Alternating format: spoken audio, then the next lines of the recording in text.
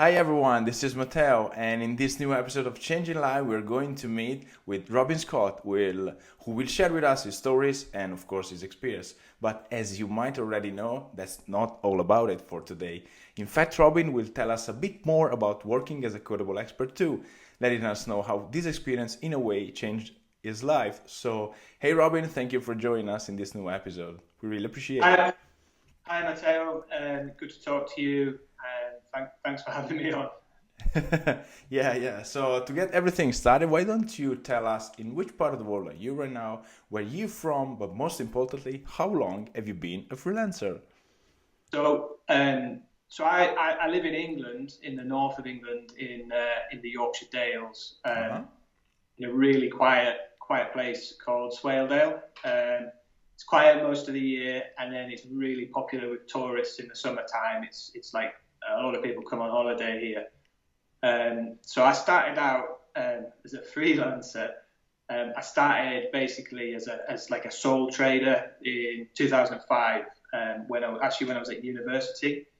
I was doing a law degree. I'd been basically doing code using coding computers since I was a kid. And instead of getting sort of a bar job or whatever, I did run websites, selling things online. And I incorporated the business in 2010, Hmm. but I've been working with WordPress for about 12 years. So yeah, since 2005, Yeah, basically. so more than a decade. Okay, nice, Yeah. nice. And would you mind telling us what do you like about being, about being part of the freelancing world? I mean, why did you choose to start working by yourself and not ended up in a regular 9 to 5 job? Yeah, I mean, for a while, well, for quite a long time, the plan was to be a lawyer, be a commercial lawyer. I spent a year after university. I spent a year in Australia, and I Hmm, worked nice. I worked in a commercial law department. At the same time, I was also still continuing to do like the web-based business, doing a bit of client work, doing websites. And I realized quite quickly that I would prefer to do that rather than working my way up sort of a corporate ladder and working in commercial litigation. So I mean, as a sort of as a commercial lawyer or somebody in that world, I always expected to work a lot more than 9 to 5. Yeah. Uh, and I still do.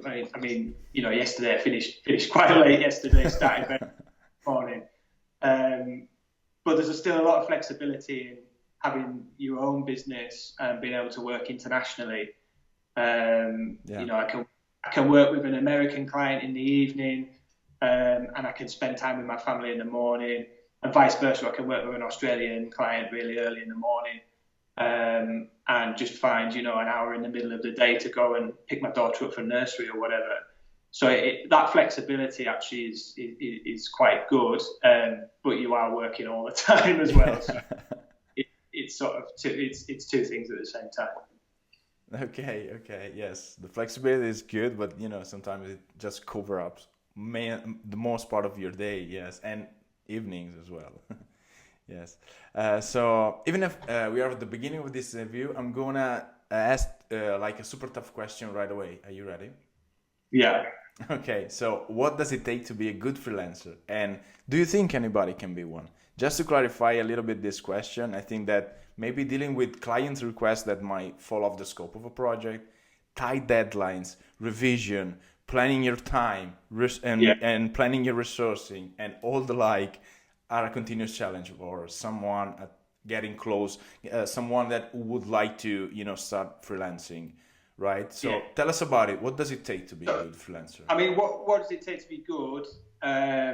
I mean, there's two things. There's contracting. So there's preparing a good contract is important.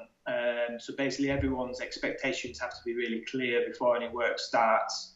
Timelines, prices, deliverables, all of that's got to be clear. Um, it can avoid a lot of disappointment on both sides if people know exactly what's going to be delivered and how long that's going to take.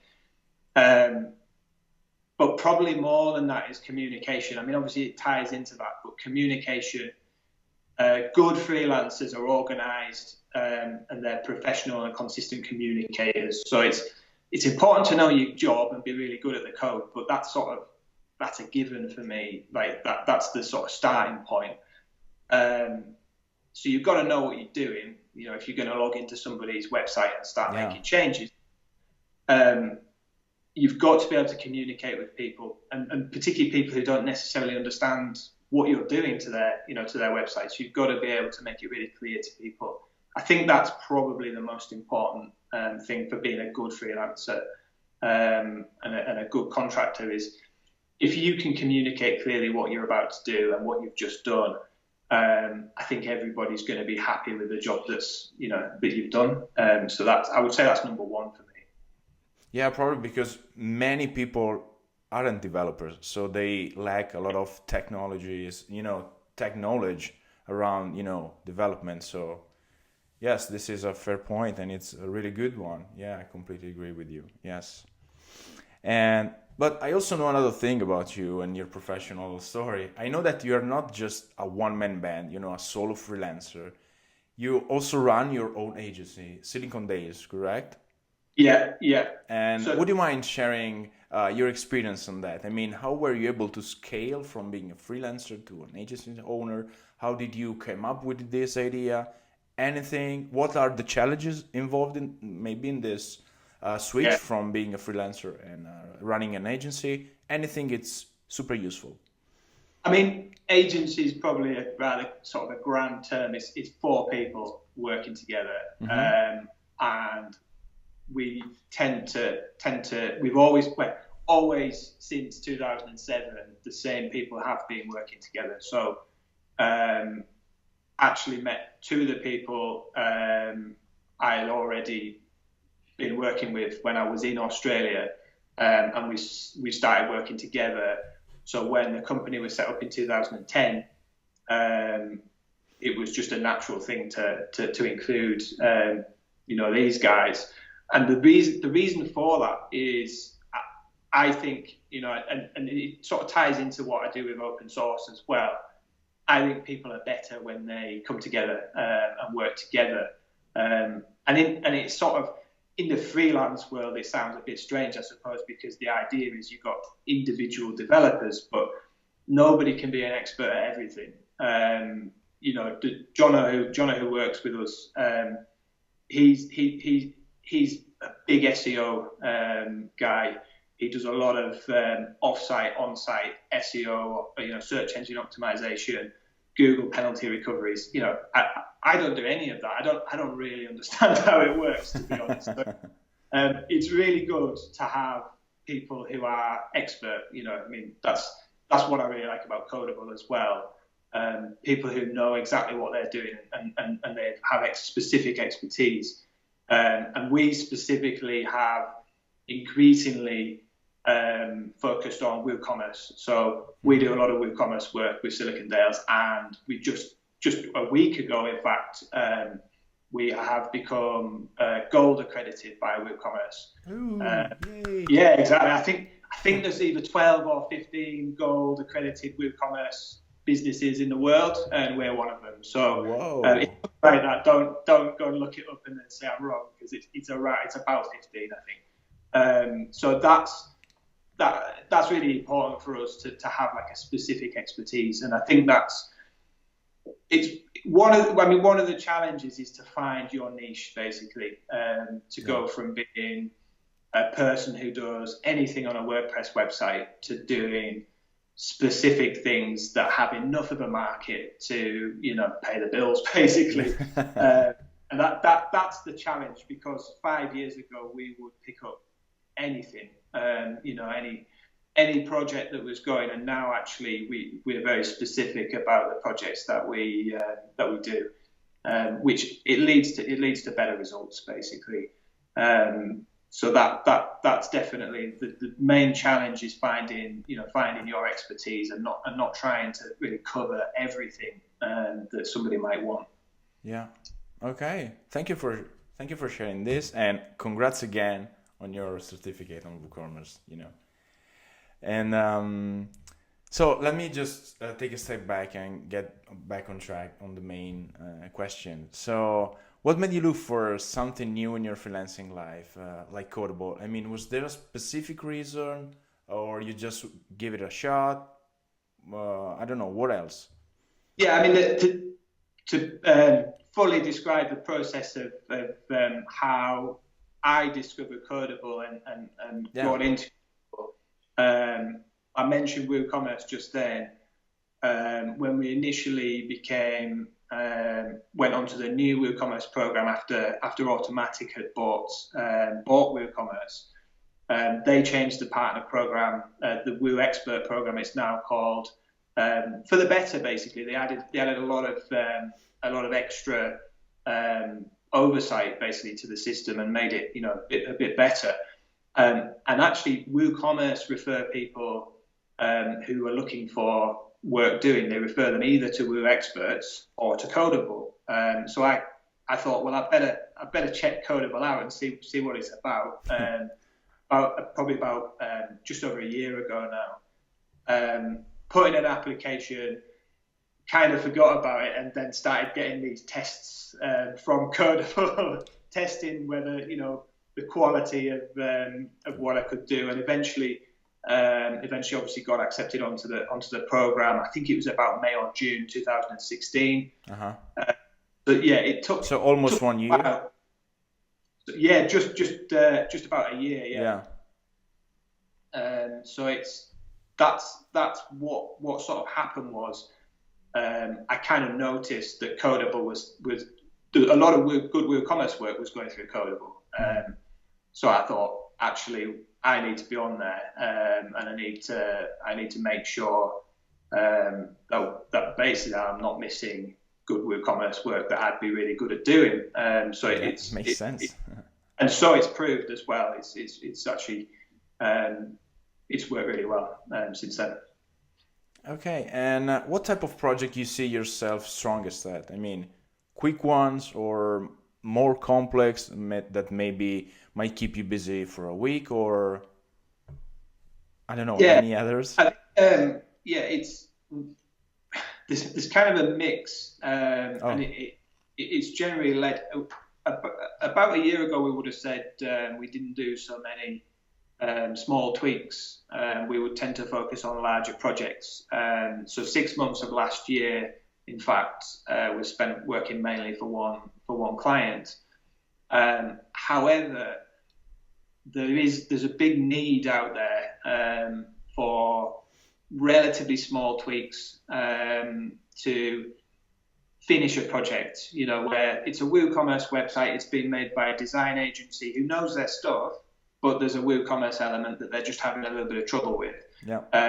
So increasingly, that's what we're doing more and more of. That's what I'm doing more and more through Codeable, is working with agencies to troubleshoot or basically assist with that final 5% that actually makes all the difference, but that they can handle the rest of it. They're good with WordPress, they're good with WooCommerce, but perhaps they have a payment gateway that's failing, or some fine tuning at the end or something like that. Exactly that. So I think I'm focusing on working with agencies or large businesses that have either an IT person dedicated or a pretty good person in their business who really, they know their stuff, but they don't work in WooCommerce every day, so they're not necessarily that expertise that I have, basically. That you have, of course. And how many projects you worked on and complete? I didn't remember. I'm gonna have to check. But it's just a rough number, It's. I think it's about 70 now. 70. Okay, nice number. Yeah, congrats. Yeah, it's very quickly, because up until November, I was working most of the time on one project. So you catch up quickly. Which was outside of Codeable, and then very, very quickly, once that was finished, I got a new office, which helped a great deal. There's a couple of desks here, 2 of us work in this office. I'm surrounded by screens right now. So it's really, it's sort of it's accelerated since then. And so I did in January. I think I finished 25 tasks. Yeah. February something like 20. The reason I know these numbers incidentally is there's a new plugin for Codeable developers that shows all of our stats being made by there's a few guys, a few Greek developers. The Greek guys, yeah. Yeah, absolutely brilliant. I know exactly how many projects I've done in January and February and March now. So it's so I can be specific about that now. But it's actually the graph's moving up as well quite quickly. Exactly. Nice. And how things are going here at Codeable? Yeah, really good. I've been impressed by the quality of the clients, but also the sort of the community. That I think there's about 250. There might even be 300 other developers, and they're really good. So the lack of competition. It sort of sounds strange because we're all bidding for tasks, but it is a different process. It's a different thing. It actually took me a while to get used to be honest. The idea being that everybody's trying to do a good job, and actually not competing with each other, and actually trying to, in many respects, I mean, quite often what will happen is people will help each other basically. So they'll say, actually, I haven't got time for this. It sounds like you've got this covered, but I would do X, Y, and Z. I have a look at this plugin or whatever, and then just actually helping other developers. I think people improve through that collaboration and improve through that community that exists among Codeable developers, and I've been really impressed by that. Yeah. The community is really strong in community.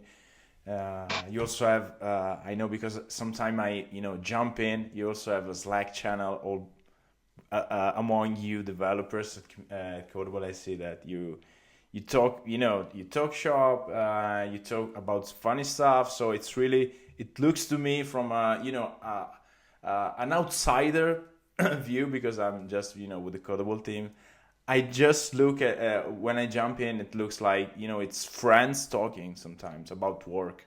Yeah. And quite often arguing about approach and arguing about which plugin is best or whatever. But it is like it's like a genuine sort of community. And yeah, it is. And I think people improve through that. I think people actually, a lot of the time you'll think this is the best way to do it, and somebody will pop in with a different solution, and you'll think actually that might be a better way of doing it or whatever. So I think that's really beneficial, and particularly, in my business, we all operate remotely. Generally, I work with one person half a day every day, just because it makes the meetings easier. Yeah. But the rest of the time, it's Skype and it's talking to clients all the time. So I think if I was a developer who only worked on my own, I'd find it really beneficial to have that. The other developers who are out there, to have them to discuss, because it is private as well. It's not, you're not sort of having a conversation on Twitter or whatever. It's actually a private conversation between developers. So it is good, and I think it improves everybody who's involved for being on there. Yeah, I agree. Completely agree. And so next question: if you look at your past freelancing life and then you fast forward to today, how things have changed for you since you've joined Codeable? I mean, are they indifferent? Yeah, I think that it's slightly different. If I'd have come from just working for clients on my own, I think the difference would have been bigger. But it is still different. The process, the way that leads the process, the way that the conversation happens is different on Codeable. But mainly the payment system is the big change. So a lot of time I spend in my business is preparing people for how the invoicing system's going to work, trying to collect deposit payments, trying to get people to understand how payments are going to happen, and then of course chasing up and following up payments when they don't necessarily come in on time, and occasionally having to send a solicitor's letter or whatever to collect some money. which is that tends to be part and parcel of client work, but not on Codeable. That side of things is covered. So that's a big change really from the sort of outside world. Is the money side of things is organised, and it does mean you can concentrate more on the actual work. Job, yeah. Exactly. Okay, yeah, that sounds helpful, of course. But let me ask you one last thing. I know some other experts like you, after working with us for some time, have been able to travel more. Yay, my favorite. Invest in their business with better software or gear, or somebody also has been able to set some money aside, some savings. How about you? Did you do anything like that? Are you planning to do anything like this? Yeah, I mean, I spoke to you a few weeks ago, and I was thinking about this question, and it's a different answer now. Actually, it's a different answer. Ooh, I'm curious. I mean, it's not because of Codeable, but basically, my wife and I are having another baby, so yeah, and it's not. Yeah, I'm not going to say it's because of you guys, but No. but it's definitely that we've already got one, and money definitely helps with that. I can tell you. Of course, congrats. Whoa. So yeah, whoa, that's great to hear. So, well, Robin, I think that's enough for today. Like a really great killer ending to this interview. And thank you for sharing it all your story with us. And once again, I would like to thank you very much for spending your time with me and all of us. So wish you a great day and talk to you soon. Yeah, thank you, and yeah, bye. And take care. Okay. Yeah, you too. Bye. I've been impressed by the quality of the clients, but also that I think people improve through that community that exists among Codeable developers, and I've been really impressed by that.